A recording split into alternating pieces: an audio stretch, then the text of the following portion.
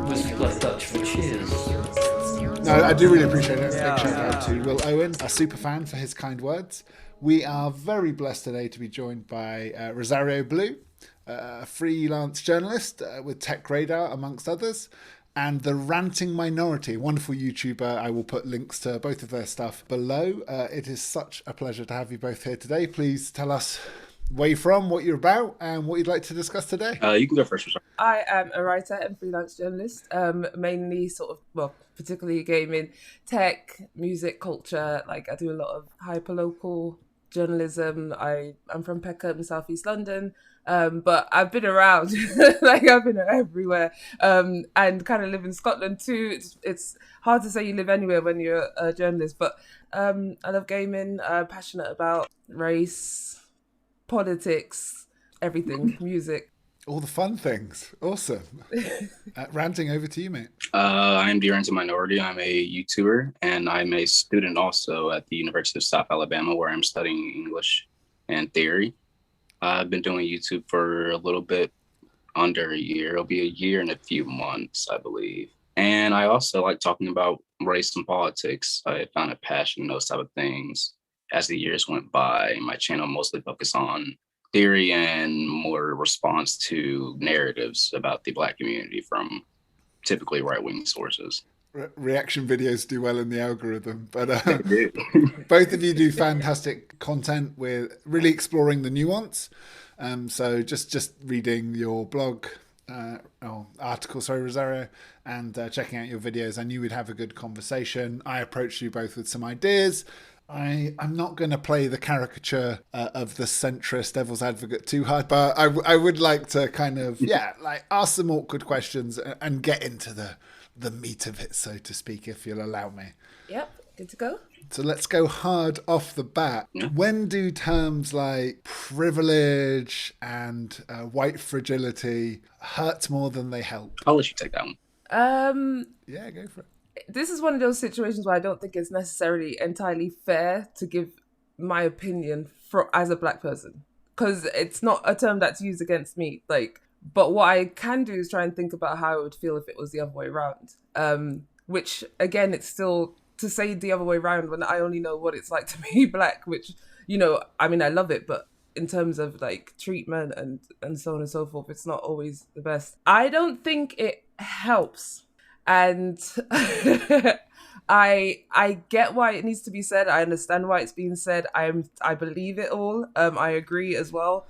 I just think that if it was me and someone's telling me that I'm fragile, I have this privilege, which I actually do think the privilege is quite obvious. But again, having to labor the point so much means that it clearly isn't obvious. People get their back up when they're criticized. We're only human. No one likes to be told they're bad or they've done bad things. Even when you bring up like anything to do with racism, like, this behavior might have been racist, or you might have acted in a certain racist way, or it's your white privilege that has helped you to get to where you are today, and then they're looking around thinking, wait a minute, hold on a second. If I'm privileged, where's all my money? Why hasn't my whiteness gotten me far? I think it's the lack of understanding, because it just feels like they're being attacked. Rather than that, if they stop and actually think about it, it doesn't necessarily mean that you should be rich, or white privilege means that you will gain access to every single space. I also think tone and intent is a big part of it. I think a lot of Black people or people of other races, other than white, can feel dead, exhausted. From the time that you're born, from the time that you're a child, you're seeing and hearing all this information about why your race has been treated badly. As young as I can remember, Black History Month. So year 2, I would have been like 8 in primary school, and I remember we were learning about the slave trade. It was obviously a much more like watered down version, as I found out as I grew up. But to start learning this type of like history before you're even taught that you are amazing, you're fantastic, you can be whatever you want to be, it's really damaging. Whereas as a young white child, pretty sure they didn't have to be introduced to that early anyway to a history that is laden with slavery, abuse, incarceration, like everything, you know, as I'm sure we'll get into it later on. But it can be triggering, and people are human. And if they hear something that they feel they can't relate to, they will immediately fight back. And it's hard for them to get to a point of listening to hear an explanation, because people just simply don't like criticism. I don't like to be criticized, but I am someone who is very self-reflective. So I'll always go back and think about something. Even if my immediate reaction is to say, no, that's not me, I'll eventually always go back and like think, okay, you know, is there something that I didn't get right? Like, why would they say that? Like, you know, so I think it's harmful. I think it's shown that it's harmful. Let's be real. You know, there's a very small proportion of society that seems to have adopted it or understood it and accepted it, whereas there's a massive growing group of people in every single space, that's from gaming to politics, that just are fighting against it. Set the scene brilliantly, exactly as I hope that question would. Ranting minority, over to you. I don't believe they're harmful in the sense that I think they push people away. I believe once people are like more educated on the oppressive side, the kind of conclusion of you not having that oppression pent against you comes naturally, if that makes sense. So terms like white privilege and all that, I don't think it's wrong to address those terms, but I feel like it's also important to be able to explain those terms in a way where people aren't like taking that as you're saying I'm getting things for being white, because that's how most people who don't know what white privilege is assume that to be. But if you explain like, hey, Black people deal with X, Y, Z, white people don't deal with X, Y, or Z, then they kind of like, oh, that is sort of a privilege, so to speak. So I wouldn't say it's harmful until maybe the question is coming more about proving to someone that they have privilege versus more attention like pulled away from, you know, actually trying to address issues that we're trying to, you know, close the gap with this privilege, so to speak. Would you say it's often framed by the right When does the right not the sorry as damaging to the dialogue, but only because they've misframed what it means? Oh yeah, for sure. I would definitely say that. Every time white privilege comes up in a right wing circle, they're like, oh, they're saying you're being given things for being white. Everything's handed to you for being white, which is, no one's really saying that. It's more that people have to like start to understand that white is unfortunately the standard in European and Western culture. And that kind of leaves everyone else who isn't that to the sidelines. When does the right not take things like and then twist it? And actually, you know, I'm probably going to piss a lot of people off, but when please do do. the Yes, left, that's good. when do the left not do the same thing? Like, you know, there's so many similarities between the two.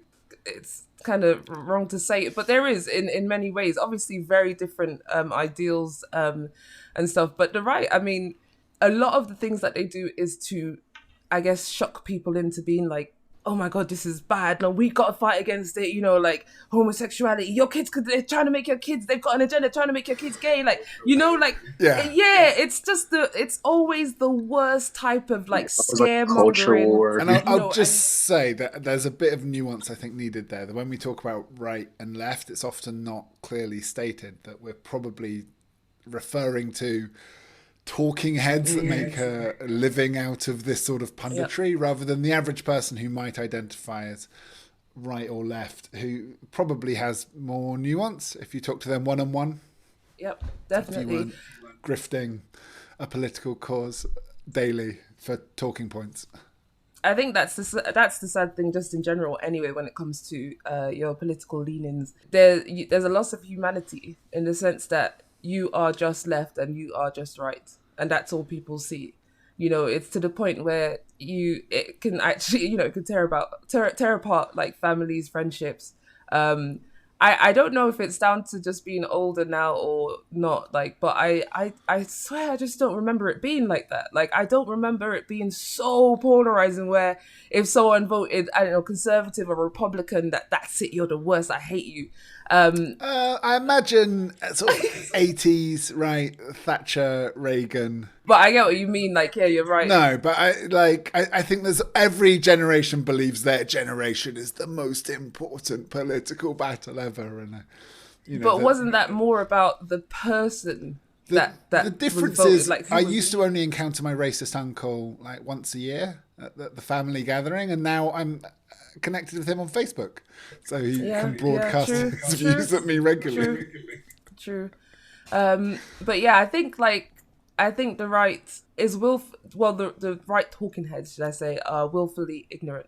Everything usually is about them getting offended about something for like without really actually listening. You know, a lot of the issues would be sorted out if people actively listened.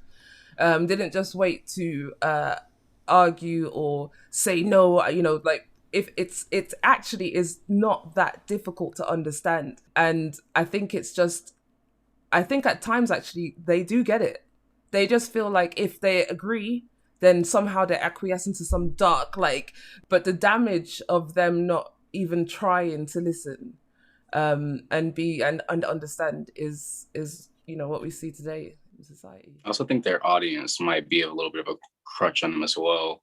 I feel like they're constantly those ideas are constantly reinforced by their audience and their circle. So even when they do step out of line and pick a more leftist take, like for Tommy Lauren, for example, she stated that she was pro-choice instead of pro-life, which is very unconservative of her, and she lost almost everything.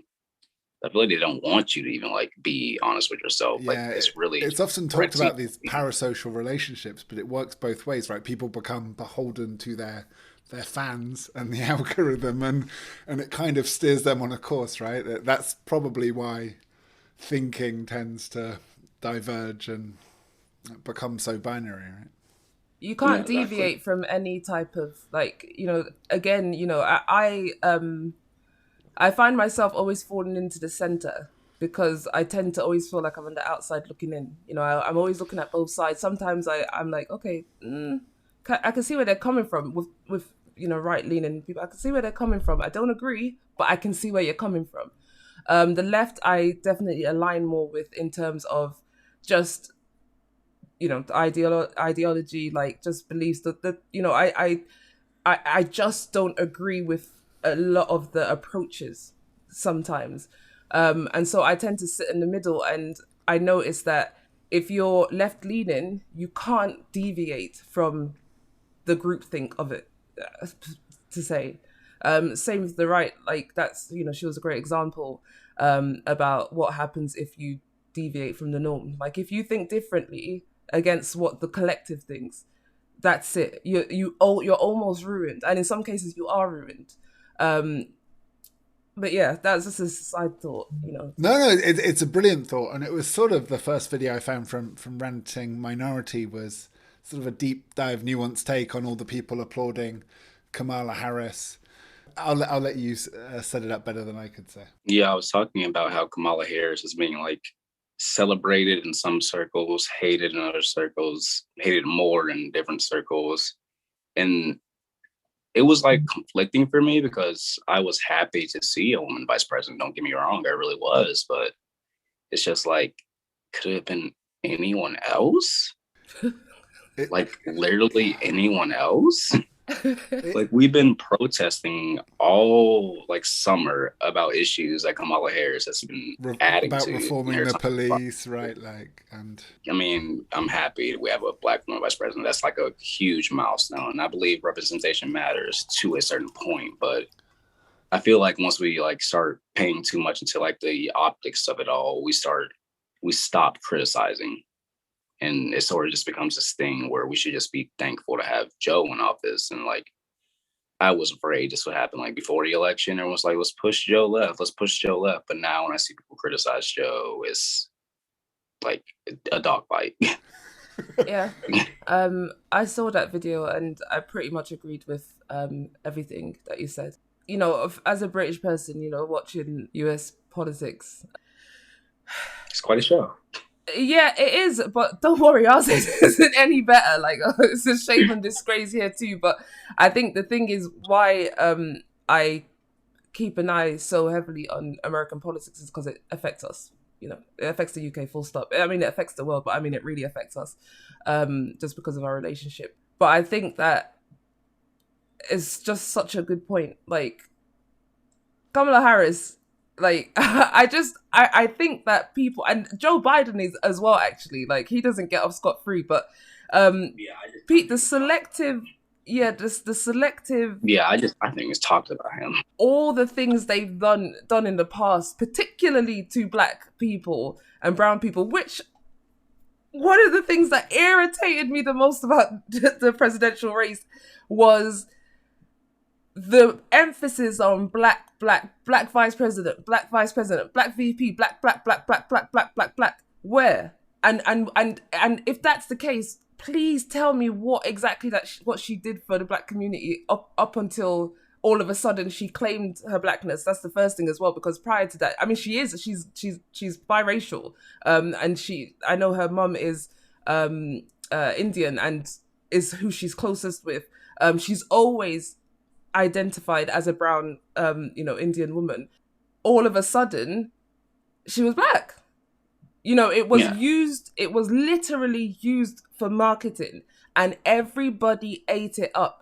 And then also it was the perfect time to use it for marketing because Trump had just made such a shit show. Like, it was so terrible. It needed to be anyone but him. I remember saying to some American friends, just like, I really feel sorry for you guys, because it really is a case of the lesser evil. But the thing is, they're both evil. If we're being fair, if we're looking at sort of like historically, but I just, it's just a shitty situation to be in. Who do you pick out of one who's saying, don't worry, I've changed and I see everything you're saying and blah blah blah, two people, because it wasn't just the potential president. It was the VP as well that had done particularly harmful things to the black unit, the black family unit, and just black people in general. Like, I don't know, this is the thing about politics that's so icky. It just you feel dirty. You feel like you've entered into some kind of dirty game, and that's what people are. We're just we're there to be used basically and abused. And when it's necessary, we're for you. I care about black rights and black this and black that. I mean, even the really ignorant thing that Kamala said about, like, she said something about smoking weed or something. Oh, I'm Jamaican, like half my family's Jamaican or something. Like, how many Jamaicans talk about how harmful that stereotype is? I mean, from what I know, it's even illegal to smoke weed in Jamaica anyway. Like, and also, it's Rastafarianism that specifically kind of uses marijuana as part of their religion and their beliefs. So to tar Jamaicans, you being one, you can't possibly be that in touch with your family if you think that that's appropriate. Like, it's these little things, these type of games that play on, on people who are desperate for something new, desperate for change. So I don't know. And it's like the one who are supposed to be representing the black community who are pushing the anti-black narrative. Like, I remember Obama saying something about fatherless homes. I was like, that old dude, stereotype, yeah. You come from a fatherless home, quote, quote. Like, what is this? T1J just did a brilliant breakdown of statistically how that's quite misrepresentative.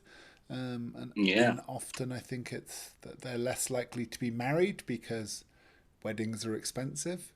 And that's being, misconstrued by analysts as all these fatherless children. But it's I believe I saw his study and looked at it before that video, but if I'm not mistaken, basically when they use marriage and housing as like what counts as a 2-parent household, and they just kind of full stop there. Like, didn't see, okay, maybe there's someone living here who isn't like, government doesn't have the government confirming they're living here. Maybe there's someone who just doesn't live here, but like visits his kid every once in a while. And that wasn't really what they were trying to prove. It was just another way to frame a invisible issue and frame it as if, America has this tendency to throw the plight of the black community on themselves. And even if you examine a problem for literally less than maybe 5 minutes, you can say, okay, this came from maybe some type of socioeconomic thing, but how did that happen? Like, oh, it's America. It always comes back to them at the end of the day, but they always try to throw it back on the black people. Like, you guys need to get your crime rate better. I'm like, how do you, that one really irritates me out of all of them. It's like, you're asking me to talk to my race. Yeah, especially with the background of the war on drugs, Yeah, right, and how it exactly. was used to Exactly. Like, I arrest feel people like for so any weird, like excuse. telling us to just stop committing crime. I'm like, I don't know every black person, for one. And I don't really think people are like committing crime because they like crime. Like, Exactly. most people are doing this because they really don't have many other options. You never really hear about a rich man committing an armed robbery. If you steal $1 million from a bank, your accountants talk to the government's accountants and sort it out. If you steal 10,000, Exactly. then it's a But this different is the type thing, of crime. You go to a different type of prison, right? it's over surveillance Right. as well. Because actually, a lot of white people, including businessmen and so on and so forth, commit crime all the time. Like in the That as well. UK, we get like I was actually literally talking to someone about this. They didn't mean to. When someone says something and you just like, oh, I know what you meant, Yeah, but it's a it just mistake. yeah, it just like and they were basically saying that how many black people do you know that I don't know many black people that don't smoke weed. I was like, so who are the black people that this is a white person. I was like, so who are the black people that you know that don't smoke weed? And obviously I listed off a whole bunch of people that we mutually knew that were black that don't smoke weed, but then I had to point out the number of white folk that do smoke weed or do some other drug, which was all of them, like literally all of them. So in the UK, black and brown people are disproportionately stopped and searched. Black people in particular, let's just call a spade, are disproportionately stopped. Now, mostly like cocaine, for example, it is, regardless of where you go, well, maybe I shouldn't say that, but in the UK and the US, it's a rich person's drug, as they always say. It's a rich man's drug. Yeah, Except for crack, which is chemically the same thing but carries a Just different a sentence, little bit. policed differently. Yeah. Exactly. And then something like crack is mainly associated with black folk, when actually, like, again, the numbers don't support that. It's mainly white people that tend to use crack in the And UK. the war on drugs is the backdrop to all of this. Like, I mean, It is. a lot of the, like, London, the gangs and the money from the drugs. You're like, right, so you have in London these two groups, right? Like, rich white bankers buying the drugs, And and some supplying people who are them. selling them the drugs, and who are you choosing to police? Like, who are you arresting? Who's doing the crime there? Like, it's been But who's decided even because of supplying the class. drugs? Like the people that are supplying the drugs tend to be white people that are supplying the drugs to youngers, as you'd say, or like just guys. You tend to be black guys. Not even just black guys. I know. Again, it's about the optics, and it's about this idea that it's only associated with this race and that race, when you have to look at, let's start from the top. And it Stop becomes a always hitting self-fulfilling that. prophecy, because then the police have that misconception, so they're more likely to stop Exactly. and search. And if Exactly. I was stopped and searched, like, something would have been found on me many a time, but it doesn't happen very often. Not with this white skin and not with this posh accent. I get away with it. So yeah. And that's the thing, like, no matter what, blackness itself to institutions, teachers, police, healthcare, like professionals, Correct. is, you're guilty already. You must Yeah, be it's this correct. because you're black. You must be a criminal because you're black. You must be lying about your pain because you're black. You must be lying about I don't know. You're just not going to be good enough to understand this. So let me give you this type of work instead. Like, it's automatic. Anyway, if more white people were stopped and searched, the numbers would be very, very different. And this is the sad thing. It's not that white people are committing less crimes. They're just not being checked. That's it. That's all. That's the only difference. Like, you're literally guilty by having the skin color, like just being black, and that's it. It's as simple as that. Like, it doesn't matter how educated I am, and I'm bloody educated. It doesn't matter how experienced you are, like in whatever subject or area, which I am also. I will still be treated in a certain way. Now, the thing with me is my patience. Like, sometimes I'll be like, right, I'll play the game. And at other times I will cuss you for your life. Don't try me. But still, I know that if I choose to stand up for myself, essentially, I'm putting my life at risk. Like, so I don't know, like, it goes so deep, like, but yeah. That's really the most frustrating part, like wanting to like speak and stand up for yourself, but the minute you do, you're perceived as the angry ex, or you're outrageous or rowdy, even if like your outrageous or rowdiness, so to speak, is completely justified. It's just like in like Western culture is like blackness, no matter like what the circumstance, has always like been framed and somehow is their own fault. It doesn't matter. And like this past summer with the protests and things, the way people talk about like rioting and things, just this is like my first, not my first. I was alive for Trayvon Martin protest, but first time like paying attention because I'm young, obviously, paying attention to like protests, and I was like, I don't know if it's wrong that I'm not very upset about the looting, and I don't know, how am I supposed to like gripe with that? Like, I really don't know why. Like, well, I know why Fox 10 is talking shit about the looting, but I really just didn't get why people in general like were upset about it. It was just one of those things where I was just like, I mean, I get that we're upset that something got destroyed, but at the same time, I feel like the more we talk about this, the less like attention we're paying to like what caused all of this. Exactly. And I agree. Who cares? I don't care if they're looting. I don't give a shit.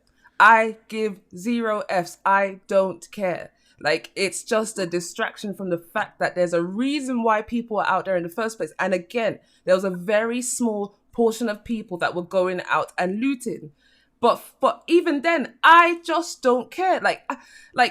Oh, what was it? I had a friend. Like, literally, I blocked them. I cussed them out and I blocked them off everything because I just didn't. At that time, there was already the Rona out, and then there was the pain of having to see another black person murdered. But this was so, George Floyd was on a different level of traumatized. And the thing is, I had just been dealing with seeing the Ahmaud Arbery case, which I've been following, I've been watching all the court cases and everything, because it just shook me to my core. And I understand that there's a different light that's been shone on Ahmaud's case because it wasn't police brutality, but to me, in a sense, it kind of was, because these are ex-police, like that murdered him, basically.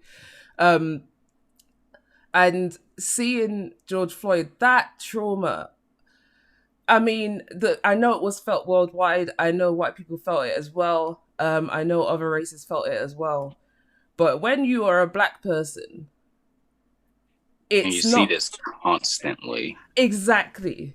Personally, close friends, even just walking down the street, like, where I am, Peckham is, I guess it's a rough area. Well, it's changed a lot now, gentrification, but it's changed a lot. Like, it used to be, I guess, one is ends in it. We call it ends. So it's like basically the hood, like if equivalent in the US. And it was just commonplace to see the police stopping some black boy and manhandling them, and you're screaming, get off them, leave them alone. Like, because I think there's a misunderstanding with a lot, and it's not. I think it's just genuine ignorance. It's not knowing. It's just not being sort of informed, or just having enough sort of like stuff out there. But there is this belief that racism is nicer or kinder or different in the UK. Not the case. It's just not the case. Like, when I was in secondary school, which was in the early 2000s, it was was it like the NF, like, so National Front, which is sort of like our Proud Boys. Yeah. They would be doing marches. I went to school, before I moved to the Brit School, I went to secondary school at Alwyn Girls' School, which I think they've changed their name now, which was in Bermondsey. Bermondsey is a notoriously, or was, I don't know how it is now, but the notoriously racist area. That's where a lot of NF Millwall football football club, which was notorious for being a racist club. So it wasn't safe. There was a lot of times we would have to get escorted home. They would have their marches. Every Black History Month, they would come and egg and attack Black teachers. They would come and attack Black students. Like, it wasn't, so, it's just this idea that these things didn't happen. Being called all types of N-words and everything else, like, that's just standard procedure.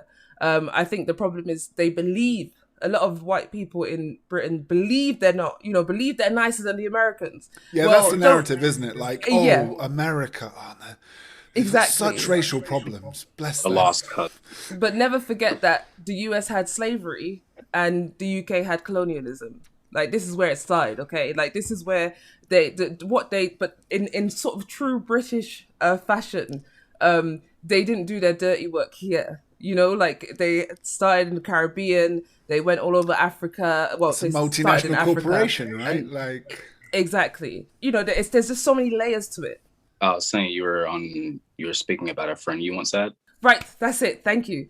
So right in the thick of the whole George Floyd stuff and taking the knee, like not well, I can't breathe, which I hate. I feel like it's like you're internalizing something very negative. Words have power, and so on and so forth.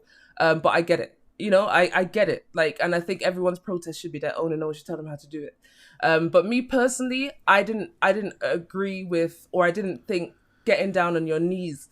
It didn't make sense to me. Like, this was how he was murdered. So you're getting down on your knees in protest, but I get, again, symbolism and stuff like that, which, again, I take very seriously too. Symbolism, the words that you say, like, putting words to power, all of that stuff is very dangerous. So to keep repeating, I can't breathe, to be getting on your knees in the way that he was murdered, like lynched in broad day, but this idiot, decided to, posted, a bunch of stuff, saying, pretty much that slavery was a choice, that type of idea, no one can make you a slave if you don't allow them to be. That's a blockable offense, Chief. These are the same people, mind you, that will tell you shouldn't be being too rowdy or violent at a protest. Exactly. Same group. Exactly. And actually he was doing the same. He was sharing all this stuff about looting is, what is this? What does this say? So I allowed the whole looting is what, was, and I ended up doing the sort of start getting really angry, doing passive aggressive, because again, angry Black woman, I have to be careful how I navigate around, these spaces. I have to be careful how I react to disrespect, and racism. So I started doing passive aggressive things, sort of explaining, basically saying I really don't give two shits about whether or not they're looting. Focus on the issue. Focus on what's happening. Focus on what has caused all of this to happen in the first place. Not the few businesses that you have no business with. Ain't doing nothing to you. These are big corporations. Why are you angry on their behalf? Make it make sense. It's just an excuse to not face the issue, But, and then he this idiot, this is where I was like, right, I will switch and I'll cuss you and then I'll come out of myself and it's not worth it. And actually at that time, I was just about holding myself together. Everything was too much. It was so overwhelming. And there was an overfocus on businesses. And in England, it was even pettier. It was a couple of statues of famous slavers. And at a certain point, there's people won't someone think of the statues? And you're like, I think you're missing the point here. It's history or whatever. I'm like, that's such a weird argument. Then put it in a museum. But I get why people don't want to have a slave owner in their local park. Do you not get that? Do you not? I don't give a shit about the businesses. It's just an excuse, that they're using to ignore the issue, basically. It's just that, you're fighting for these big companies and stuff who have insurance and all this other stuff. Shut up, basically. So he then proceeds to message me out of the... And when I say, this is someone that this is a good friend, I appreciate it very much. And yeah, so he messaged me, just saying, oh, by the way, Rage, I'm not getting on my knees for anybody. I was like, when did I know exactly what he was saying. I know exactly his point. He was basically saying the Black Lives Matter protest, I'm not getting down on my knees, but why you felt the need to go out of your way to come and speak to your Black friend, and I'm pretty sure you're one Black friend, to come and speak to them about how you don't want to get down on your knees like I told you to. Did you have people talking about the looting in your area as well? In the UK, or were the British press talking about the looting in America? In England, it was it just became statue-based hysteria, right? And it's any excuse they could find to get upset about. First they were talking about, but what about COVID? I thought the left cared about staying inside in COVID, because at the time, the right was still arguing that we shouldn't have a lockdown, right? And so that became, what about the lockdown for that protest? No, now you want a lockdown. Yeah, that was the argument, right? But so he messages me and he says that he's not getting down his knees or whatever, and I was like, okay, so you've gone out of your way to message your one black friend to tell them during a very traumatizing time, like, please understand, we were not just sitting there like, oh, this is sad. We were crying with them. We were heartbroken. We were literally, like, I got to a point where I couldn't close. I was already traumatized by Ahmaud Arbery. Like, I remember just falling apart and just saying, I wish I didn't watch that. I wish I didn't see it. Because once you've seen it, you can't unsee it. And it was so heartbreaking. It was so traumatizing. And it took me a long time to stop seeing his body drop to the ground. It took so long. Yes. And I remember, like, as I'd closed my, it was really bad. Like, I didn't react well to it. Like, I was pretty messed up. And I'm one of those lay masters who says that they're an empath and everything else. Like, so I felt everything was overwhelming. And as most black people feel the pressure to speak up, because no one, these things are happening because we're constantly and consistently put down, disrespected, harmed, and no one really bats an eyelid. So it always felt like we have to fight for it. We have to do it, and I felt like I had to keep going. I had to keep sharing. I had to keep educating. I had to keep letting my because I've got a mixture of friends from all different races. And I felt like, please understand how damaging and hurtful and harmful. And I even went and started sharing a lot of really heartbreaking things happened with a lot of friendships with white people that I had, people that I loved dearly, years of friendship that I loved dearly. And every time I would eventually get reduced to my race and the N-word, and then always faced with, do I react? Can I punch them in the face? Like, can I react? Like, and I can't, because immediately they're intimidated. They're scared of me. I'm scary. I'm terrified. Like, what's she going to do? But it's okay to say all these things to me. You don't know what the associations and everything that I've gone through my entire life, having to hear this all the time. Yeah, it's funny how I don't have any mistake calling you any slurs. Like, it doesn't even come to mind. Like, but anyway, my point is, I was really frustrated. I was pissed off. Like, you're telling me that you ain't getting on your knees. I didn't ask you to get on your knees. When did I ask you to get on your knees? In fact, furthermore, I didn't even agree with it myself.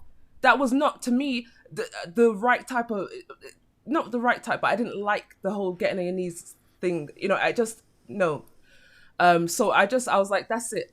It's actually I started getting so angry, like I was breathless. Like when something's physical, when you're having a physical reaction to someone deliberately going out of their way to center themselves, when someone's just been murdered in broad daylight. We had to watch a 10-minute video of this guy being murdered. You're screaming, saying, someone stop them. Like, we will never get over that.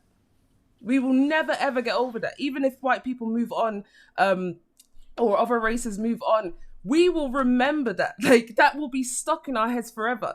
Ahmaud Arbery is stuck in my head forever. Breonna Taylor is stuck in my head forever.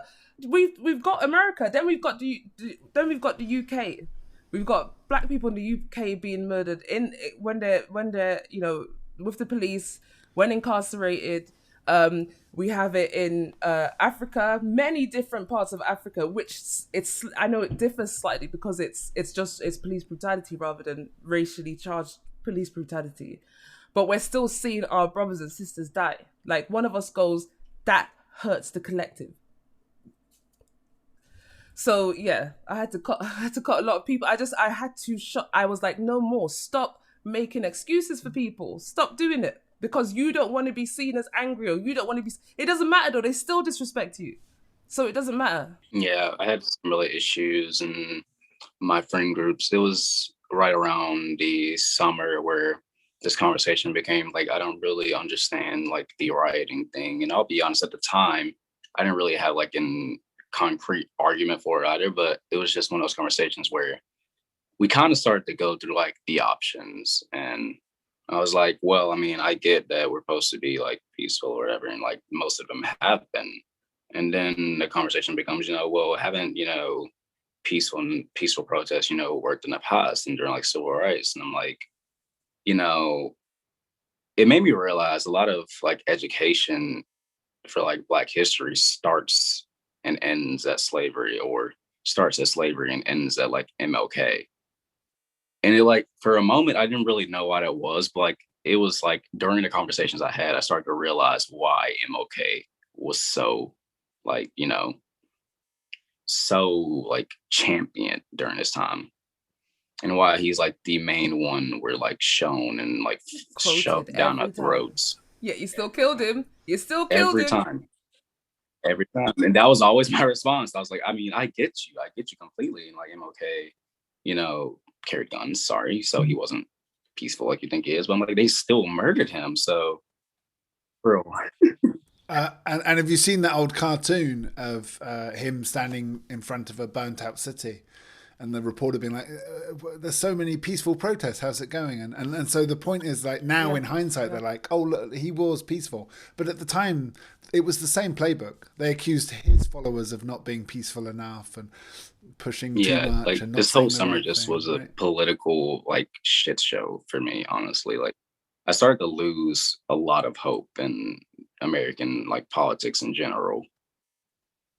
And I don't know like if I'll ever really gain hope back, but I really just got really frustrated how like the only person that was quoted was the one guy that was murdered, even though he was like peaceful substance. And it was a type of gaslighting. It felt every single time they would be like, but remember what Martin Luther King, shut up about Martin Luther King. Like, honestly, shut up about Martin Luther King. Please stop using this guy and sullying his legacy, because yes, he was about peaceful protest and I guess doing it the nice way. I remember I studied for 2 years out of uni. I studied African American culture and politics. It was the only thing that I could find at university that dealt with Black history of any kind. We're only finally really talking about Black British history. But it was, I remember just, it was hard. I remember looking around and the lectures was filled with only white people. I was the only Black person.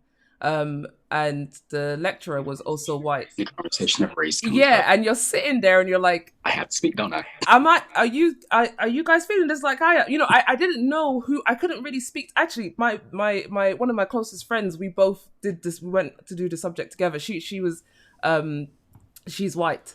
And she is one of those people who, although I hate the term ally, she's someone that I could say to some degree is an ally. I mean, people are only allies up until they're faced with having to, check themselves. But she's someone that I would say, is definitely an ally. And she would get so angry, so upset. She was always crying, and I was there trying to keep it together every time. When you're looking at old textbooks, like really old literature that's talking about the mongrelization, I remember I'll never forget seeing, a literary genius like describing Black folk as a mongrelization. Like, I'd never even seen that word, but I didn't know it was a word. Like, and I remember just looking around and feeling so alone, like most cases, that I found throughout my life. And I just knew there's no one I could speak to about it. There's no one that's going to feel it in the same way. They'll be like, oh, this is so sad, but they won't feel it in the same way. They're lucky that they can be divorced from it, whereas I couldn't. But I remember getting so angry. And at one point I was looking around, I was like, don't get like that. I started to think like, white people, I can't just, I'm looking around, I'm like, oh my God, like I started to freak out. I was like, oh my God, I'm surrounded by white people. I don't know if they actually like me. I don't know if they're actually racist or not. Like, at least with the Yeah, I deal with that KKK, a you knew lot who the in KKK is. university. Being the only black oh my God, I'm an English major. I'm the only black man in class. And we were talking about like the method of black rapists in one of our classes, which is like this like narrative that was pushed like in early American, kind of through civil rights, about the rapist black man who's going to attack all the white women. We need to protect them by lynching them all from trees. And I just kind of looked around the room. I'm like, oh my God, if they literally just lied to a policeman, I could die right now. Like, it's wild to think about. It's scary. It's, you're not even really like, the default for black people is strength. That's what everyone says, and it's a way to negate our pain. If you say that if they say that we're strong, then it means that all the shitty things that they do to us, they can take it. Yeah. If you say someone is strong, then it means that you don't have to check yourself when you make them feel less than. And especially, the strong black woman, it's always the strong black woman, yet there's such high cases of mental health issues within the black community as a whole, but also with, black women. And please, like, I always worry a bit when I'm talking about mental health with regard to like women, men, or whatever. Like, I am fully aware of the disproportionate number of men that commit suicide, and I genuinely care about it. I don't feel like, whatever, women are dying. Like, I'm not like that. Like, I'm not of that mind. I know quite a few people, particularly feminist friends of mine, who believe that, well, I don't care, men are trash, blah blah blah. I do care. It worries me a lot, especially because I have to protect their personal business, someone very close, in my family that is going through severe mental health issues, and the way the system has treated them. So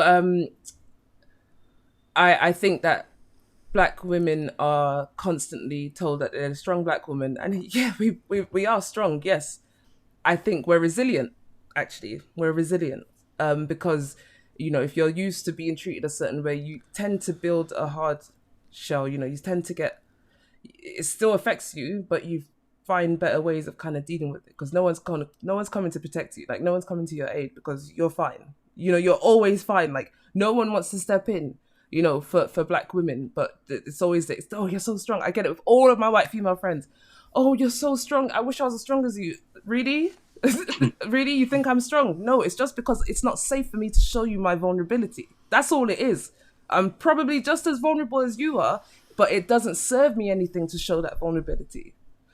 Because no one cares. I can cry and people will still look at me and be like, well, why are you crying? It's not the same way it's handled if, a white woman cries, for instance. Like, if she's crying, it's like, oh my God, are you okay? Like, like, they can't deal with that much, they're fragile, which they themselves are trying to fight against, but, so it's just another way that we're treated badly. It's these compliments, that are just ways to, that was kind of like the thought pattern between enslaving black people in the first place. They're treated like cattle, treated like animals, because they can take it. They're not human, they're like some kind of human-like creature, and it's the same thing today. Like, it's just people really believe they're not like that because we're not literally in chains. Well, the whole prison system, both in the UK, the US, all over the world, is a form of modern day slavery. Literal slavery. When we still kind of slave away for wages. It's wage slavery nowadays too. Yeah, or if you're in prison, you're working for some corporation, being paid a lot less than minimum wage. Right? Getting paid literally quarters on the hour to put out wildfires. Yeah. Yep. So, sort of as a white person, I've been hearing a lot less of everything you just described. It's really good to listen to, but I am familiar with a lot of the detractors, the devil's advocates, the people, what about this, and asking all these weird questions. And Sam Harris I think is the most obvious example of someone that's probably accepted by the mainstream, but has had on some really toxic guests and still pretends he's Hitch 2.0. It's really sad because I was like really into Sam Harris at Yeah, one point. he And got this me is into like when I podcasting, was man. like into atheism. I was more into like his atheist stuff, and then I heard, oh, he talks about politics too, and I was just like, oh my god. I was like, he really should stick to theology and stuff. It's pseudo-intellectual stuff, but when you talk about something that you do any research into, you're like, oh my god, Sam, like you couldn't be talking out of your ass harder. Right. Like I saw him talking to Ben Shapiro, and I was honestly convinced he was like a leftist accent. I'm like, oh, this guy's a leftist. He just dunked on Ben Shapiro. Like a lot of grifters, he describes himself as leftist, but he's open-minded, Yeah, it's right? like, oh, it's so disappointing seeing him talk about like white privilege and stuff. It's like, man, Did you see the like Ezra you're Klein Sam Harris debate? I did not. I heard of it though. I can't recommend it No, enough. And for me, it just I shattered the will glass watch. because Ezra Klein, very good journalist, speaks very clearly, and he just dropped a few things because Sam had been doing this for 5+ years, going through. That there's just a problem with black culture, and they need to comply with the police, and all these horrible shit takes that. Again, if you don't look, if you spend less than 10 minutes looking into, you're like, oh yeah, it sounds like he has a point there, maybe. But Ezra Klein's just like, the average black household where everyone went to university earns less than the average white household where no one did. How is that not a structural problem? No, it's rap music. And Sam had nothing for it. Oh, I guess it's the rap music, yeah. So I highly recommend that one. Yeah. It's funny. I'll definitely watch that. I love a good long debate. Like, I love it actually. I'm obsessed. So listening into all this, like, obviously moving, as I imagine probably the majority of my audience are white. I have no idea to know. But the question is raised, like, how do we be a good, the word you hate, ally? Like, because I was listening and, there's not much for me to say, right? Or is that the answer? Do I just shut the fuck up and listen? What I really wish more white people would do would be like maybe engage with more race theory and literature beyond what was taught to you in American education. Because to be frank, what American education teaches you about racism and, race and the history of all of it in America is bullshit. Yep. Like complete and utter bullshit. And there's no really ended in 1972, right? Basically. It's like it's not meant for you to be understanding to like what are the current system issues, what's like how do we get here. So I think I would really appreciate if people like, just read a little more race theory, maybe pick up some Fanon every once in a while. I realize asking people to read a book is really a terrible way to get people to like move over to your cause. But at the same time, I feel like, reading is beneficial for understanding, the basics of the cause. So it seems a low bar, especially if you're going to spout off an opinion loudly on social media and start doubting an entire movement, right? Like if you're going to come out on Facebook and mention your one black friend and be like, here's my hot take on the Black Lives Matter movement. Like, maybe you might want to read one book there, Chief, and just slow an down your roll. We won't even push you that. An audiobook. Try that. Yeah, exactly. And the thing is, I don't even judge. I know some people don't like to read. That's actually okay. I don't judge you for that. Like, that's fine. But there are so many different ways today that you can learn. In fact, you can even go and watch documentaries. Just go and learn, for God's sake. It's not that hard. But on that same token, I think if you are going to be like, doing the activism or trying to fight various causes, I think it's also important for you to educate yourself because not everyone's going to want to read a book. You may need to get someone there through a conversation first, and not everyone's going to be pulled away from a conversation. I'll admit that. I've had many arguments with people's grandmas in the Facebook comment section and got nowhere. But I've also, showed some people some new things they didn't know who, may have came over a little more to the left. So I think educating yourself on these things is really, really important. Listening to your Black friends and not just the ones who you think will agree with you. Really important. I have a slightly... Now, I'm generally an optimistic person. But I feel like the term ally in itself, I just think it just makes me cringe. Like, honestly, I hate it so much because one, like, what does it actually really say? Like, what does it actually really mean? That's the first thing. It means loads of different things to loads of different people. Like, black people don't all think the same. We're not all the same. We don't have all the same. We're not from the same backgrounds. We're not all from. There's not one team I can exactly. sign up for, right? And what if someone was to say, what would I see as someone being an ally? Well, I would say, like, because of the things, I find it hard to believe there is such a thing. Just because through personal experience, there are many white people in my life that I consider to be really important, really close friends, that I loved so much.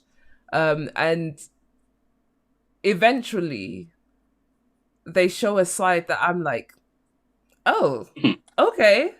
Like, I'm a black person that happens to despise the use of the N-word. I don't like it. I don't use it. But I also don't like if black people want to use it, that's up to them. Like, I'm never going to try and police their form of expression. Although I think it's a bit weird when UK heads use it. I mean, but anyway, like, it happens, and that's fine.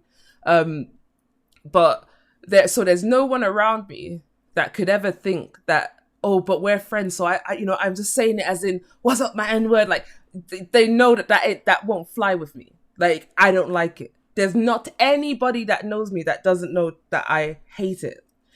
It will always mean what it means to me. It will always have the, Can I make a confession here? You don't have to absolve me of my sins, right? This isn't Catholic confession. I'm not automatically forgiven.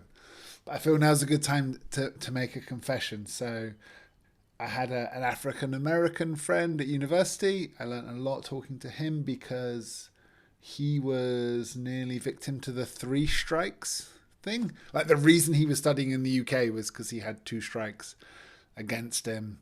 And then his grandma had enough money, and I think even for a foreign student, it's cheaper to study in the UK than it was in the States. So anyway, he was super cool. And he was battle rapping with some other friend one day, and he referred to me as his N-word Chris. And it's got to be one of the highlights of my life. I can't just, to this day, fills my heart with warmth. I just had to confess that. I'm sorry. That's the closest I've come to. But there's that I can see that. I can totally get that, and don't worry, like, it's cool. Like, like, I thought you were going to say you used the N-word. Oh no, yeah, this podcast would have taken a different turn had that been my confession. No doubt. Basically, like, my best friend, actual best friend, had said it, but the worst thing, it wasn't even in a nice way. Like, it wasn't in a, like, type of way. It was a proper, like, it was just really bizarre. Like, it was the weirdest moment, and I remember, like, just thinking, sounds weird, huh? But was that just like verbal it was Tourette's? just... Like, when you'd like bump into a table and you're like, oh shit, no, like a brain fart. No, moment? it was actually my leaving drinks from my previous job before the last job before I finally was writing. I was a full-time journalist, and there was one of my friends or colleagues' boyfriend came to the pub, and he came with his best friend, who happened to be black. Now, at this point, I had lived in Scotland for, I think, 7 years, maybe 8 years. Like, I was always the token black. Like, there was barely any black folk around. Like, it was just, it makes a difference, okay? Like, I swear it really does. Like, and I was just like, oh my God!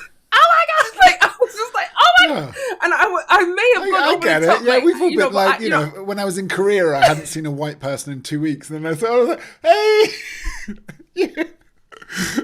There you go. Like, I was just so happy to see. I was just like, oh my, and I kept saying, you see this black and shine? Like I kept putting my arm against his arm, going, you see black and shine, black and shine. You know, I was just like, oh, it's so good to like we immediately we just glued to each other because it was just so nice because he felt the same way. It was like, oh my god, another black person, and. And so he when he was ended up leaving and stuff, I said goodbye and everything, and then I came back to sit at the table with my three, I'd say best friends, not anymore, but I went back to sit with them, and she turns to like one of my friends like, and is like, yeah, whatever. Like basically mimicking me being like, oh, you know, black and shine, black, like, oh, like, black is black. If they went to like an HBCU for a day, they would be the exact same way. Like I've seen white people like get visibly uncomfortable when they're like the only white person in the room. And I've heard them like speak about being uncomfortable. I'm like, welcome to my world, yes, sir. Welcome to my world. Like, I go to a PWI and I'm just like, that must be really hard for you. That must be super fucking hard for you. But can you imagine though? It's like when my excitement was not in any way saying that I didn't mean anything bad to the white folk. I didn't mean that I don't like you guys, or you know, it was nothing like that. It was just genuine. I was so happy. Like I for my entire professional career, like particularly in Scotland, you know, working in Aberdeen, there were so many microaggressions. It was non-stop. And I always had to keep it in because angry black woman. In fact, there was one time that I reacted very early on, and this is why I never did. This is how they make you fall in line. And I ended up getting, I mean, she started crying, she ran off. Funnily enough, that she actually messaged me like about last year, like after the whole, you know, when white. Oh yeah, apparently this was a huge thing. Like, everyone was messaging their one black friend and being like, "You okay?" Yeah. But she actually apologized. She apologized for that. You're racist still a bit? But I don't even think. I personally didn't even think. Although she said something, she's from Louisiana as well. Like, so she said. There's some really ignorant things she said over the years, and I just felt like, listen, you're from Louisiana, that does not look good, okay? That already doesn't look good. But she would say colored and things like that. Who doesn't know that you don't call... Anyway. Colored? Yeah, colored, like, I mean, and we're talking about, like, what? A few years ago. Like, it wasn't like years ago. Like, in fact, our generation can't even come out with that and say, oh, you know, when we were younger, it was past that. We were way past that time. So everyone knows colored is inappropriate. But there's a difference in America and the UK, right? Like, in America, colored phased out like with after the civil rights, I believe. It's even worse, I would say, in America. Like in the US, like, I mean, when things were literally, it was said colored or whites, you know, things like that. Like, it was just, I think some white people get confused because of the NAACP and stuff like that. They think they're like, oh, but they use colored in that sense. So they think that sometimes you'll hear black folks say Negro or colored. And so they kind of get confused, but it's just one of those things where you just don't say it. Like, in fact, one of my bestest friends, I mean, like from school, like really young, like he in a group chat with all of, like, we were a mixed group of like all races, whites, white Irish, British, Jamaican, Nigerian, Venezuelan. We were a mix of like everything, like in our friendship group.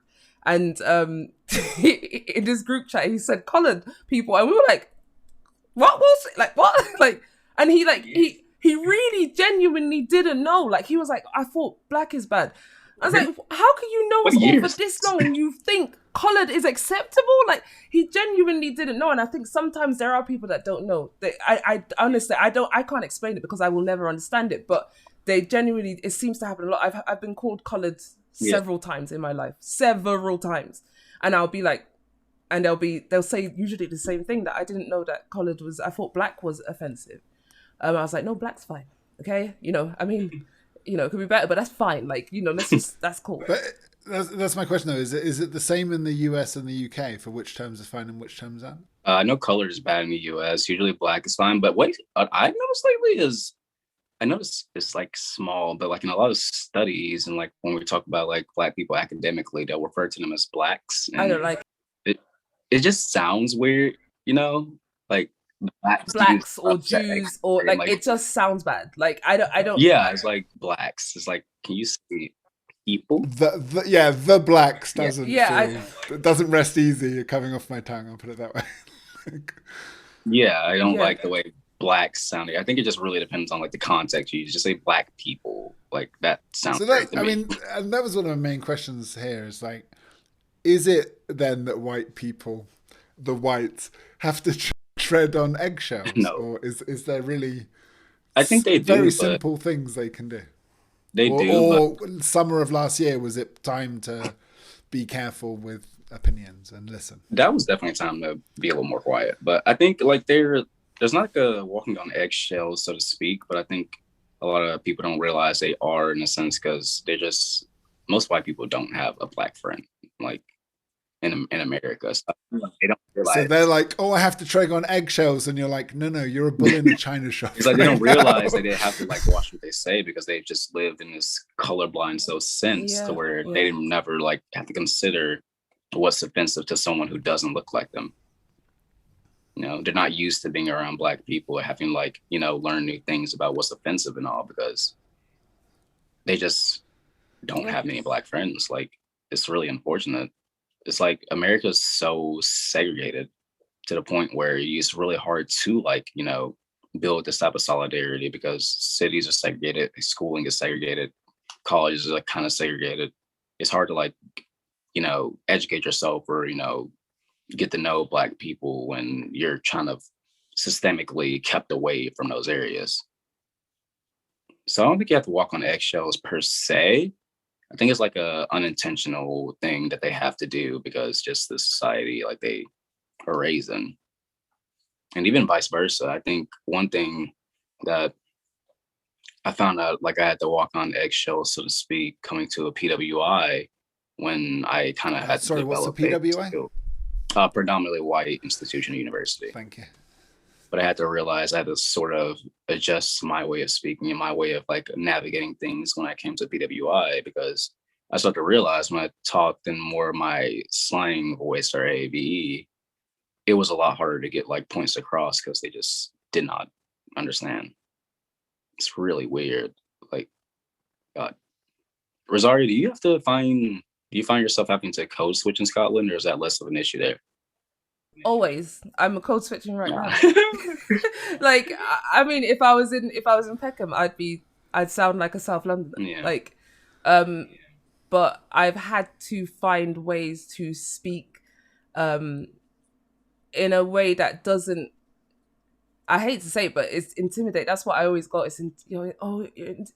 Oh, you're so scary. Or blah blah blah. So I I made a conscious effort to change the way. Also, like I'm someone that read I read. Like I love learning stuff. So I've always like I'm a writer, so I know how words are supposed to be said. I know how words are supposed to be written. I know about grammar and punctuation and stuff like that. So when sometimes I find a disconnect personally, even when I speak from ends or speak in my southeast London, Peckham voice. I know I'm conscious of the fact that this is like really bad English or this is really bad, but like it's just the way you speak. But it's about being comfortable. I'm just not going to allow myself, because to me that's a vulnerability. That's me showing a part of myself.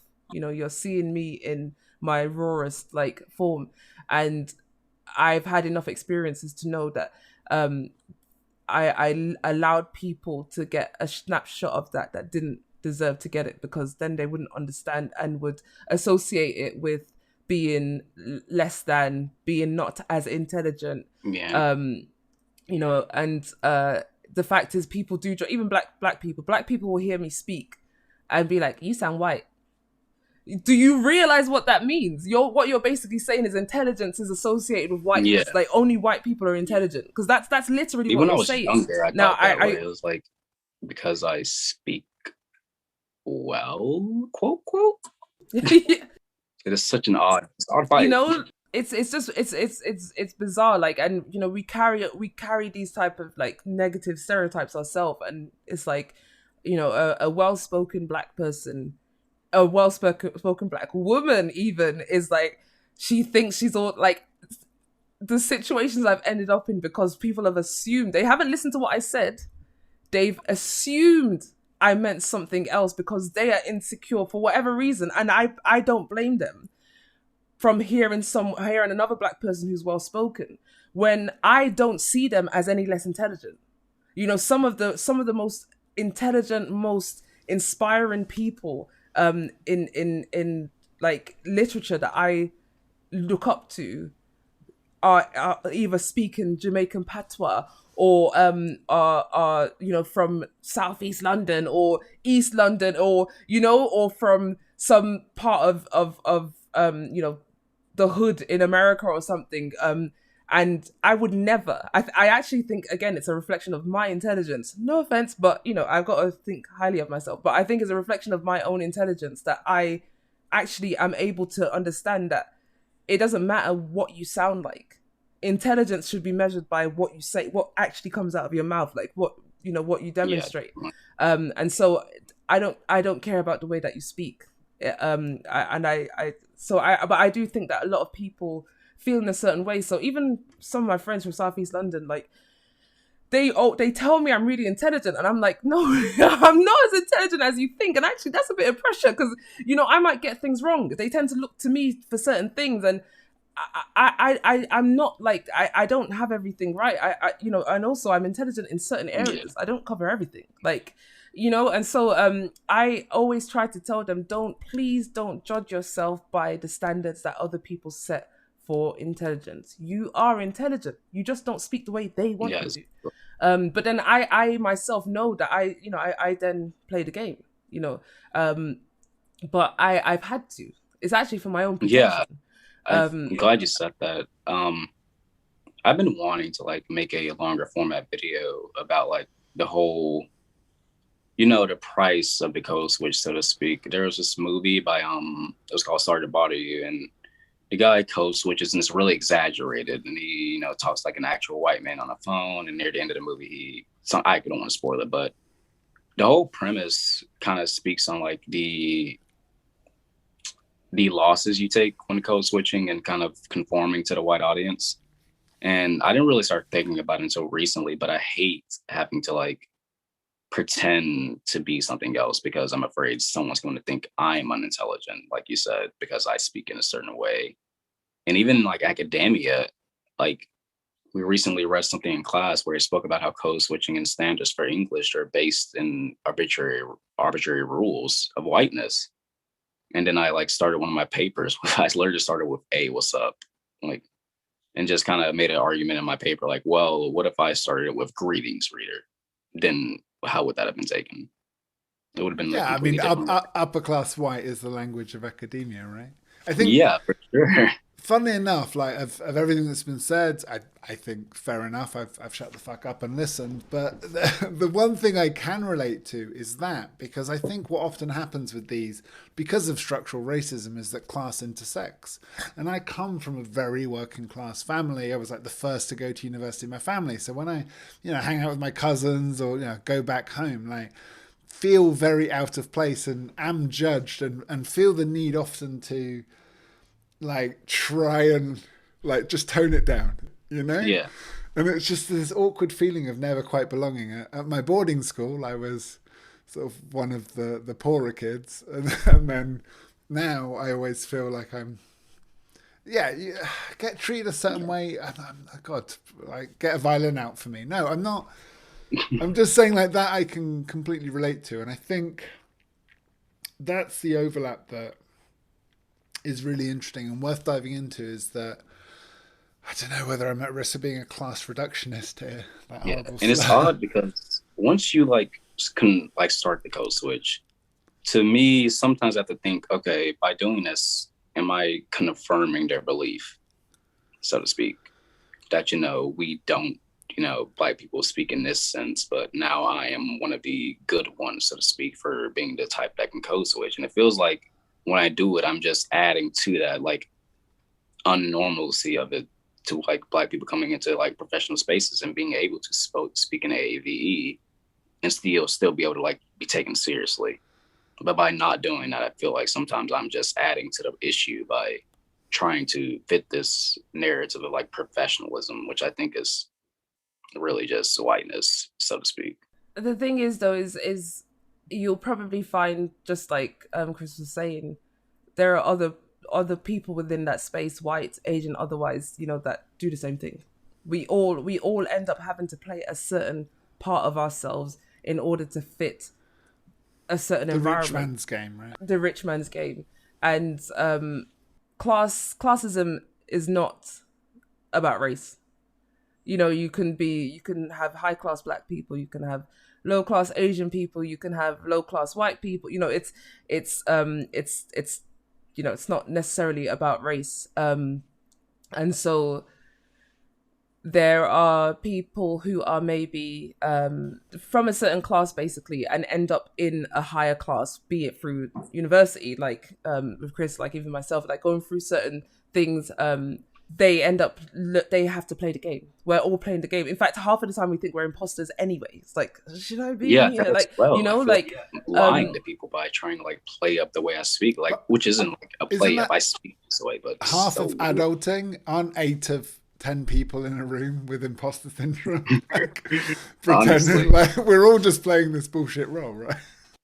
Yeah, like going into interviews and like I know the minute I leave this interview, my voice is going to, drop a few octaves, a little less professionalism, and I hate that.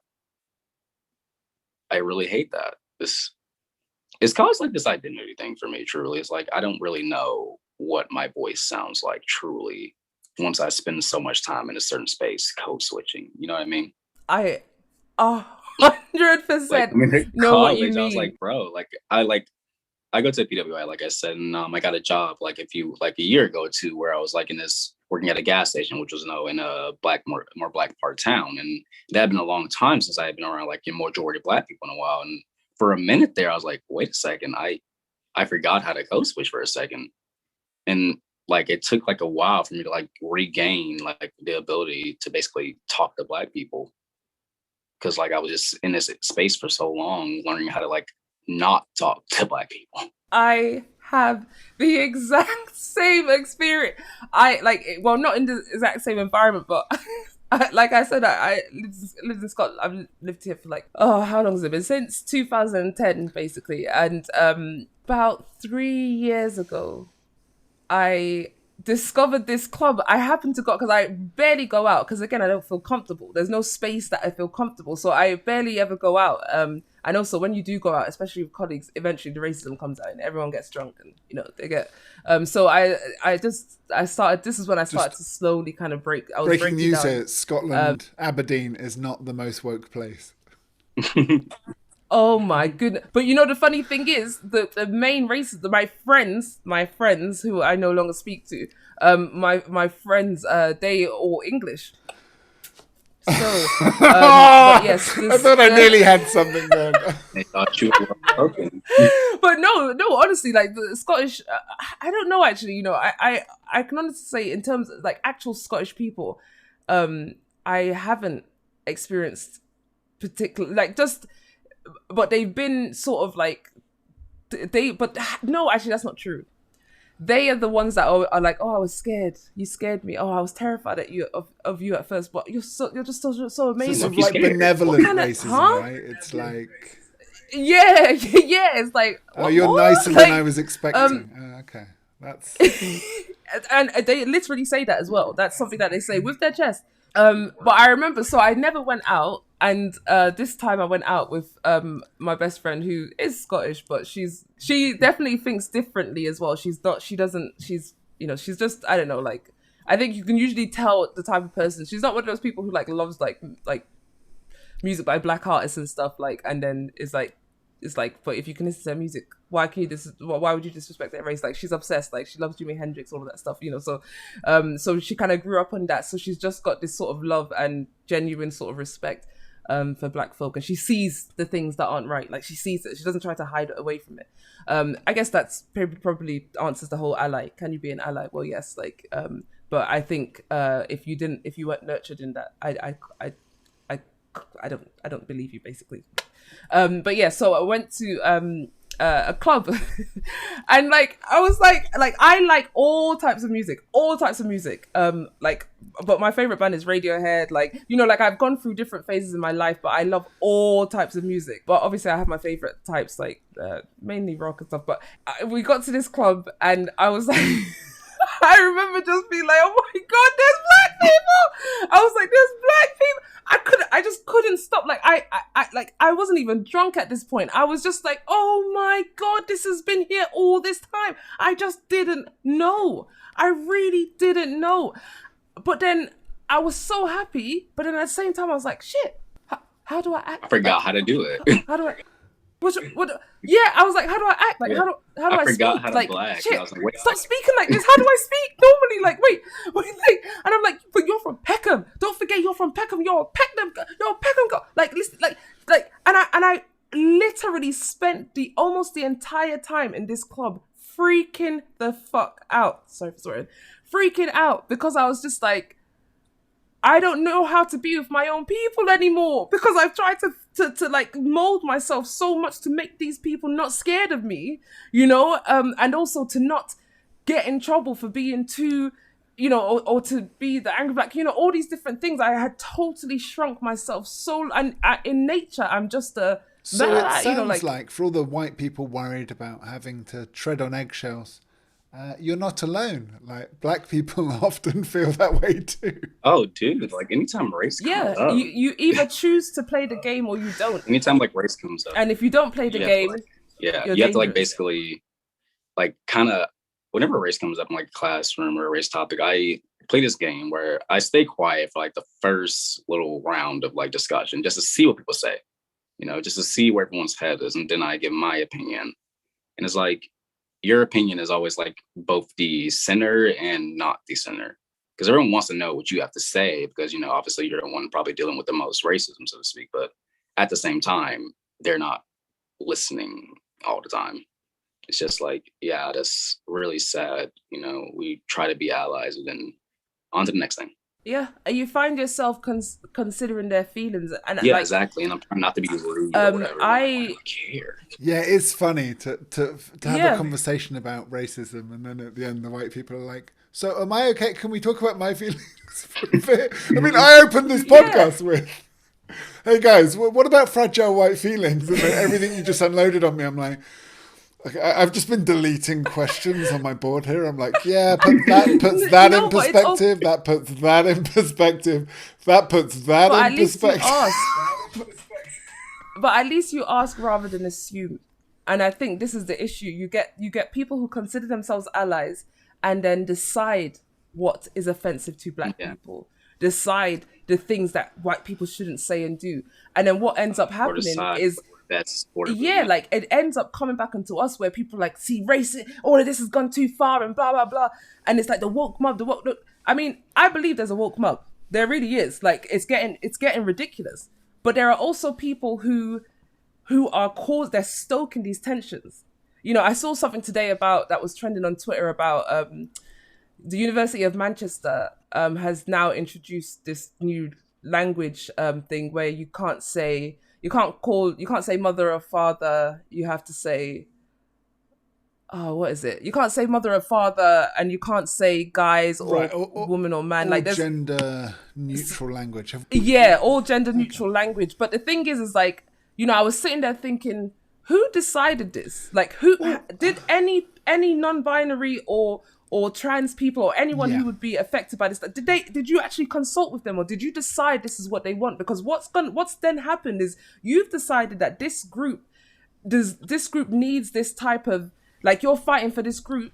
You didn't actually check with this group what they actually need, Once what again, really Rosario, matters to them. perfect segue into the territory I want to head. So often this conversation is framed by two groups, and it comes down to power, right? Like, one is liberal, middle class, educated, right? Like, so often the conversation is sort of like dinner table etiquette, right? Like, it's these people in power deciding what the rules are. I think you can describe any movement as a mob because that's social media right now. It's just a bunch of people shouting. But that detracts from, I think, the meat of the point that some people have. And often as well, there's this big... H-Bomber guy did a great thing on it. There's a few takes on it where you get woke brands. What was it? Aunt Jemima's pancakes or whatever, like during the height of last year was like... did we mention that we're going to change? And like, no one asked for that. No one cares. Like, stop taking up column inches. Like, with stop being racist. Stop being racist. Sure, but no one was protesting for the pancakes, right? Like, it was a distraction. Exactly, it was just sucking attention away from the things that people actually want, which are pretty performative bullshit. Like, they're not doing it for us because you didn't ask us anything. Furthermore, what you should do is pay Aunt Jemima's bloody family. That's what you need to do. Jack Daniels whiskey, right? You know the story of Jack Daniels? They're like, and there was this nice black fella at the bottom of the garden who came up with the recipe. You're like, oh God, I hope you paid him some of the money his family are owed. Didn't see a penny of it. Is it like we didn't tell you that's an issue. We didn't say anything.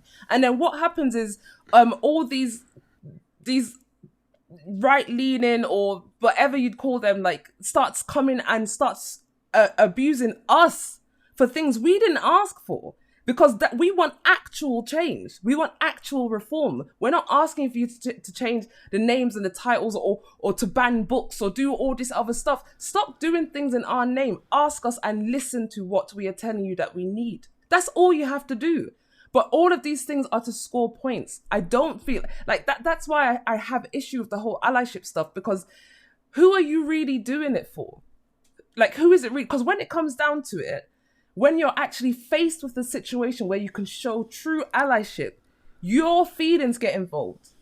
And it proves that it's all just performative. You think you're amazing. You think you're all of these things. But if we didn't tell you you are all of these things, trust and believe you are not that. Just a quick example, and then I'll hand over to ranting. I thought what happened recently with Meghan and Harry was a perfect summary of Britain's position.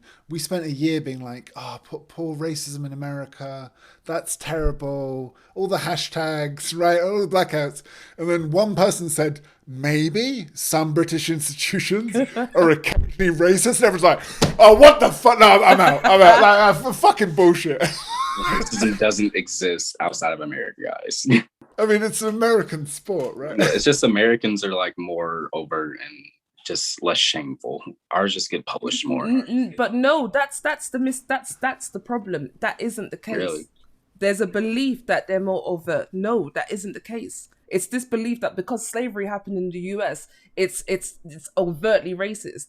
Actually speak to black UK heads. We promise you, it's very blatant. I mean, I've told you that I was straight up called the N-word a number of times. I've had people who think it's appropriate to say in my face that, black people are so angry, like, or if black people just did this or did that, then this wouldn't happen. It's just that they don't admit to it. It happens and it's very overt. It's clear. But then as soon as you tell them what they're doing and call them out on it, it's like, no, I'm not this, I'm not that. And they do the same thing. They do the same thing of comparing it to the US, saying, but no, it's not like, because they're thinking in the US, it's real bad in the US. Oh, it's this and that. Like, stop comparing, because it's not even an oppression Olympics type of thing. Like, it's a thing of it's happening on both sides. Okay, it's simply happening on both sides. And to say that one is more overt than the other is basically reducing the impact and the effect of it. We're in an institution that's still living in the system that birthed and colonialism, like literally slavery in America would never have happened if not for British colonialism. Let's just get that very clear. Like, it started from them going into Africa, then bringing slaves over to the Americas and the Caribbean. We have actual direct descendants of slaves also in the UK. It's not different. It's just that there's American news and information is worldwide. Everyone hears about it. But rarely do Americans tend to go and look also at direct other descendants of slave owners who still have positions of power and Yeah, privilege yeah. because of that wealth. We were still paying for the emancipation of slaves in the Caribbean in our taxes up until just 2015 or 2018. So This amazes me with the conversation about Aunt Jemima's pancakes. You're like, no, like if you actually, and they did this with the Wall Street movement as well, right? They're like, oh, we just don't know what these people want. They're just an angry mob. And you're like, no, they're really fucking clear. Really clear things you could do. Starting with reparations, like, or just ending the economic disparity. Like, what are you doing to address that other than rebranding a pancake label? Like, and still none of the money going to the family of the person that you use their image and so on and so forth. Like, I don't remember anyone asking for that either. I don't really think I've ever heard something. They're not. But it's just that if they're going to do anything, you get what I mean? Like, they're the ones keeping that money still. Right. Like, you change the image. Ranting. I'm going to give you the floor, Rosario. I love everything you've said, but I'm going to pass the mic. Yeah, I was just saying, like, it's weird because I've never heard anyone like actually say like, hey, I'm really offended by Aunt Jemima, like being represented that way, which, I get it completely, but I've really never heard anyone like make that their like fight. And I feel like if you were going to do that, you could have just silently done that and just, like every other brand who changes their box and just kind of put it on the box, like new look. But no, they had to like capitalize on it during like all the BLM protests. Yeah, it felt like imagine the ads popping up on the George Floyd video and something like, hey, I'm a corporation with goods and services to sell. All right, everyone coming out to show solidarity for BLM. But at the moment that thing comes at your front door, you're going to be, this has gone too far. Exactly. It's always like gone too far, doing too much. And what is the correct way to protest mass murder against your people? And, a lot of centuries of oppression and wage slavery and no lack of healthcare and no lack of education. What is the appropriate way to nicely ask the people of power who've never listened to you before this to improve your situation? I feel like there's like a lack of like, realism to it. I feel like we're like, oh, we just have to, peacefully protest and ask nicely and then they'll give us the thing. But like, do we really believe that? Do we actually believe that just by asking for these things, we'll get them? I mean, so let's step outside of black issues. Not sure. Let's step outside of black issues for a minute. Like literally, we've been waiting for marijuana to be legalized in the US for damn near decades. We've been waiting for like more healthcare, more like a minimum wage increase for decades, and people have been asking for that for decades, but we haven't really gotten that. So it seems like, what exactly do you want this protest to look like, and how do you think that's going to actually make people want to like?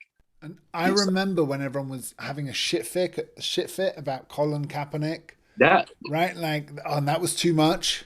And you're like, oh, okay, but now it's like, oh, why can't you be more peaceful? Like, you didn't listen to peaceful protest. Yeah, exactly. You had your chance.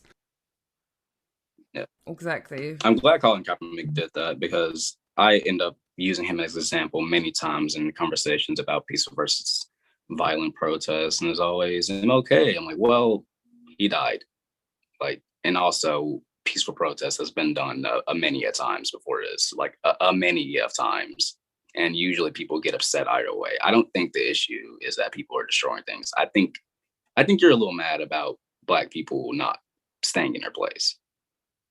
Yeah. And by the way, I had to look into it because one of the joys of having a podcast that people assume is centrist is I'm forever arguing with angry boomers in the comments.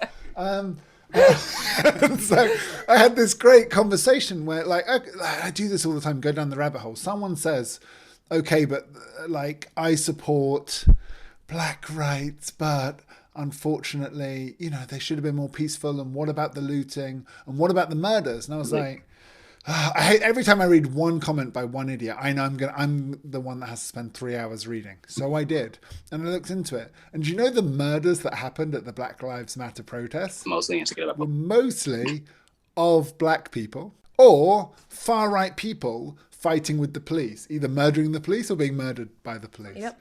Those are most of the murders. And most riots were instigated by the police. So it's like, I don't know why are we talking about rioting again? So when everyone's like, oh, look at all the violence, you're like, yeah, I did. I looked into it because you said I should.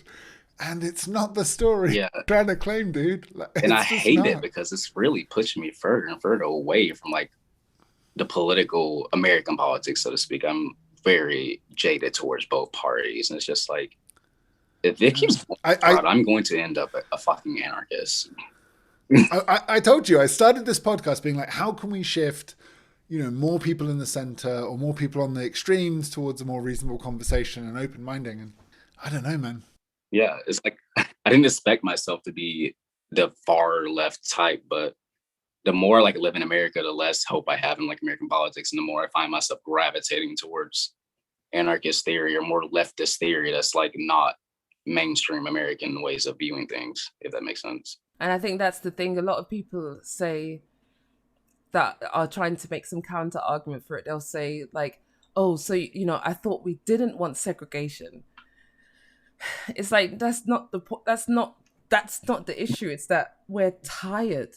We are so sick and tired that it's getting more and more to a point where, our generation and the younger generations are just saying like, we're done. Like we don't even want any of it. We're actually happy to just never mix with any of you, like, and stuff like, like, it's not like it's what they necessarily want. But when you've been hurt so many times and you've been traumatized so many times and no one's listening, no one cares, and they always find a way to center themselves in it, you just get fed up. Like, the politics is trash. It is what it is,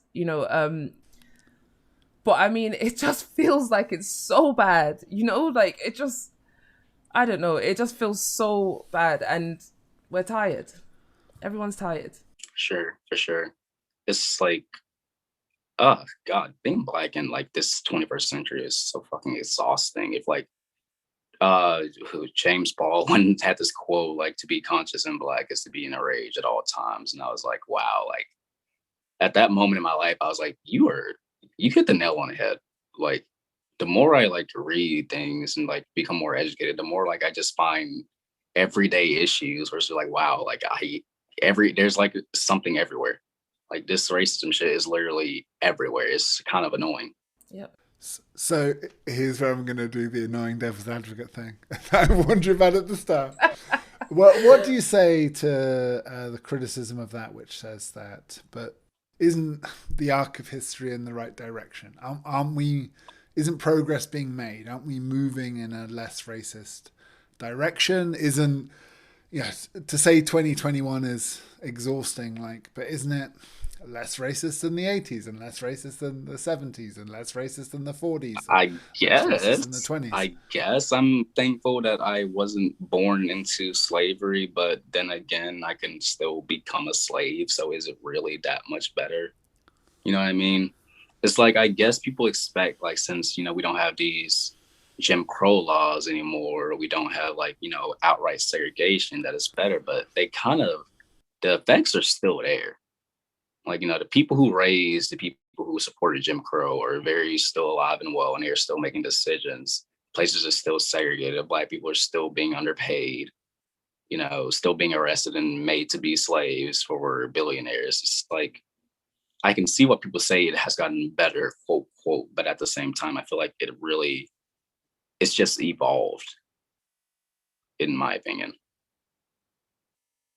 Yeah, and often this token, the conversation's getting more real and more open, but there actually is very little structural change. I think the best way I had this described is like, often the right phrases it as, well, what law is racist? What law is? It's illegal to be racist. That's such like a bad faith way of like framing systemic racism, and like it works to like non-political people, and it angers me that it works that way for some people. Like, yeah, there's no black laws, so there can't be racism. I'm like, ugh. If you use that definition, yeah, I guess.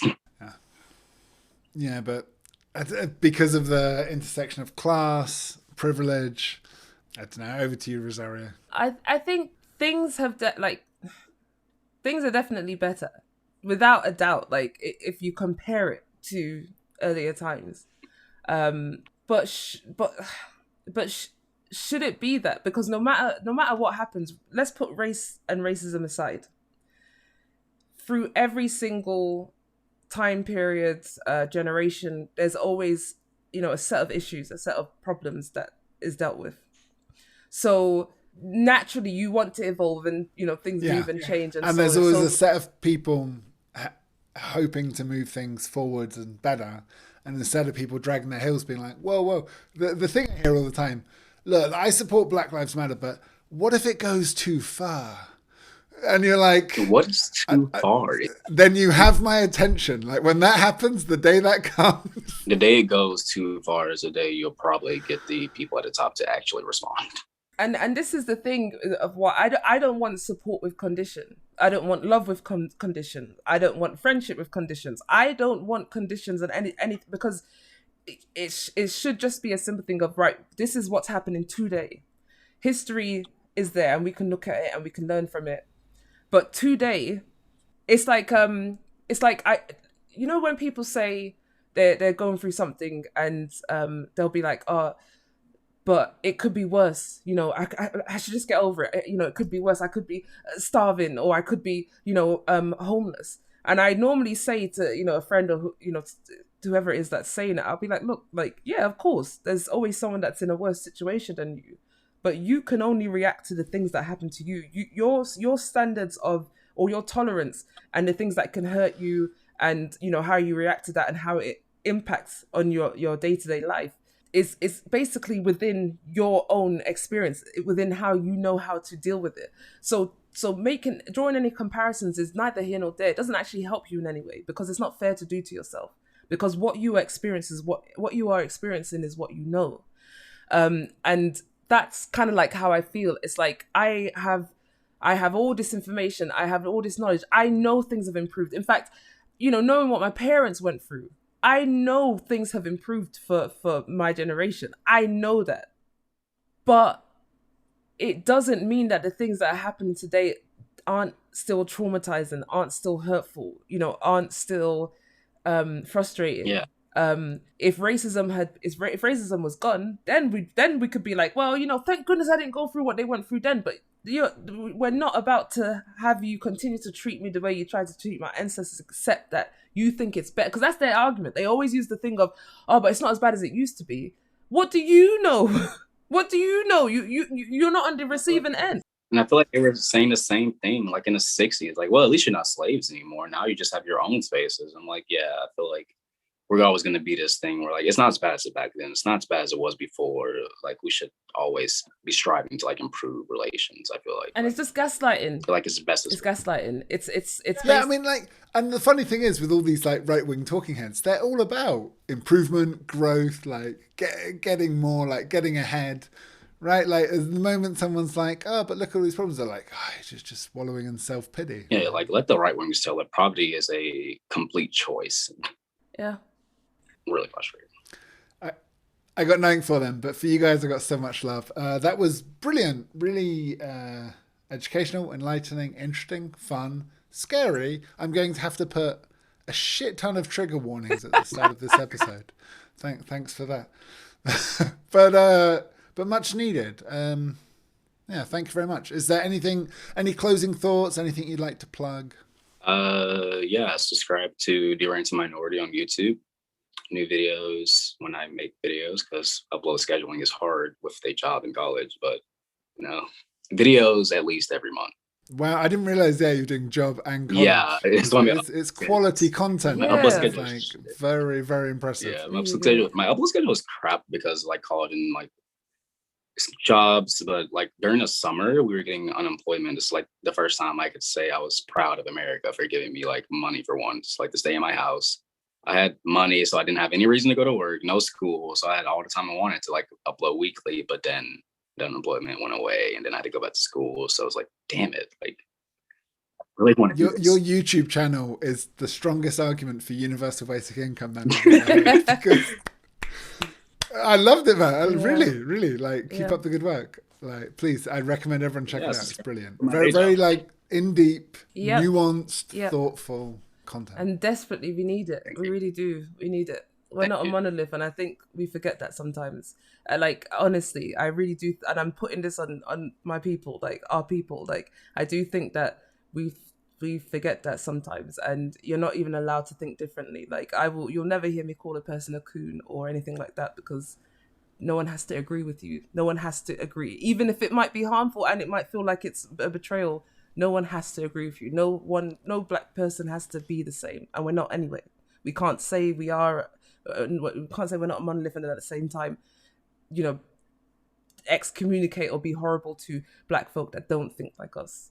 But again, that's still personal. I mean, including Candace Owens, she's still black. She's very still much black. Yeah, isn't that weird to say that there's people aren't black or with like things like that? Like I get what you're saying completely. I get what you're saying. Like they're not very helpful to the community or whatever. But you know, at the end of the day, if her fame and fortune went away and she walked down the street, she would be harassed by police just like the rest of us. So, you know, same fight at the end of the day, whether they want to admit it or not. Yep. And, you know, Candace, I'm so great example, like Candace Owens, like, I don't agree with, I don't think I agree with anything that she says or feels, but almost. But I genuinely like, wow, just everything in column wrong. My favorite is her attempt at climate change science debunking. You're like, what? Everything is just like. Who gave you a microphone? But again, like to me, it's not. She doesn't lose her. You know, you can't revoke someone's black card. A black person, you're black. Yeah. You know, like and. I don't hate her or dislike her even. She has a right to her own opinion. And that's it. That's literally all I think about. She has a right to her own opinion. And if people don't like it, don't watch it. You know, like just but yeah, so I don't know. But in terms of me, like I write. Like I write. I play games. If you want to play games again, I'd highly recommend RosarioBlue's blogs, articles. Check it out. Thank you. You can follow me on socials. You did a wonderful piece on how Gamergate never really ended, and it continues to be a toxic community, which unfortunately we didn't have time to get. God, and there was some madness that happened recently as well. But yeah. If you guys would have me both, I'd happily talk with you any other time about any other topics you want to talk about. Down. Like, definitely. Thanks. I really appreciate you both. Thank you so much. No, thank you so much. This was great. I really enjoyed it. Lovely. Yeah, and Ranting Minority, you're amazing. Like honestly, I love everything. I love all your videos. Like everything that you talk about. Very, very weighted. Very, very fair. Like and nuanced, like Chris said. So. And Chris, obviously, like, I love you. Great. Like, thank you. Thank you for even having me on. Thank you for asking. Thank you for actually giving us the space to talk as well, because you weren't trying to like come in and like, you actually let us speak. You literally did what I say that people. If you've heard my podcast, that's incredibly rare, especially after a bottle of wine. It just becomes the Chris show, and I'm like, you know what I think?